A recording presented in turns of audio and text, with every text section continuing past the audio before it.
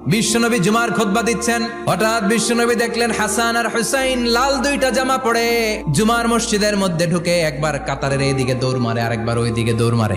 বিশ্বনবী খুতবা থামিয়ে দিলেন, মিম্বার থেকে নেমে হাসান হুসাইনকে দুই হাতে টানতে টানতে মিম্বারের উপরে নিয়ে আসলেন যাতে মুসল্লিদের ডিস্টার্ব না হয়ে যায়। হাসানকে ডান হাতে ধরে হুসাইনকে বা হাতে ধরে বাকি খুতবাটা বিশ্বনবী তখন শেষ করলেন।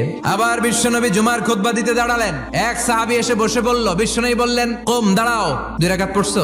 সাহাবী কয় না, পড়ি নাই। বিশ্বনবী বললেন, 2 রাকাত পড়ো। খুতবার নিরবিচ্ছিন্নতাকে ভঙ্গ করে বিশ্বনবী তাকে দাঁড়াতে বললেন, 2 রাকাত নামাজ পড়তে বললেন। তার মানে খতিব সাহেব মন গড়া শুধু খুতবা দিয়ে যায় না, ডানে বায়ে কোথায় কি হচ্ছে সবকিছু নজরে রেখে, কন্ট্রোলে রেখে সামাজিক সব সমস্যার কথাগুলো তুলে ধরে অসামাজিক কার্যকলাপের বিরুদ্ধে হুঙ্কার দিয়ে জুমার প্ল্যাটফর্মটাকে শক্তিশালী করাই হচ্ছে একজনের খতিবের দায়িত্ব। চিল্লা এখন ঠিক কিনা?